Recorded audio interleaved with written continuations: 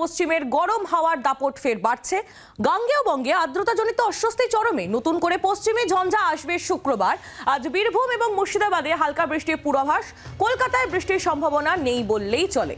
শুষ্ক ও গরম আবহাওয়ার সঙ্গে আর্দ্রতাজনিত অস্বস্তি চরমে। অয়ন ঘোষাল আমাদের প্রতিনিধি আমাদের সঙ্গে রয়েছেন। অয়ন, কেমন থাকবে সারাদিন আবহাওয়া? বৃষ্টির সম্ভাবনাই বা আবার কবে থেকে? সকাল 8টা থেকেই কলকাতাতে কার্যত গলদঘর্ম পরিস্থিতি।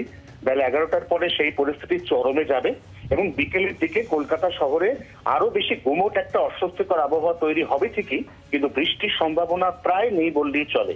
এরকম অবস্থা কলকাতা সহ গাঙ্গেয় দক্ষিণবঙ্গের হাওড়া, হুগলি, নদিয়া, মুর্শিদাবাদ এবং 2 মেদিনীপুরে আগামী অন্তত 72 ঘন্টা চলবে। এর পরের বৃষ্টির সম্ভাবনা তৈরি হবে 19 তারিখের পর থেকে। 19শে মে তারপর আমরা জানতে পারছি সেটা হচ্ছে আস্তে আস্তে বৃষ্টির পরিমাণ 2 বঙ্গেই বাড়বে।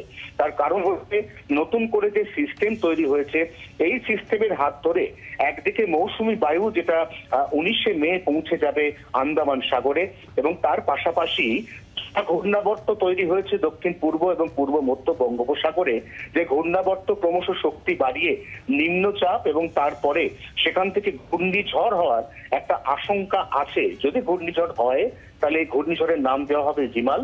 তবে এখনো পর্যন্ত এই ঘূর্ণিঝড় হবেই কিনা এ বিষয়ে নিশ্চিত করে আবহাওয়া দপ্তর কিছু জানায়নি। কিন্তু এই নিম্নচাপ বা ঘূর্ণিঝড় হোক বা না হোক, এর প্রভাবে 19 এবং 20 বা বিশেষ করে 20 এবং 21 গোটা রাজ্যের সমস্ত জেলাতে বিক্ষিপ্তভাবে হালকা থেকে মাঝারি বৃষ্টির পূর্বাভাস রয়েছে। ধন্যবাদ অয়ন। অয়ন ঘোষাল আমাদের প্রতিনিধি ছিলেন আমাদের সঙ্গে টেলিফোন লাইনে।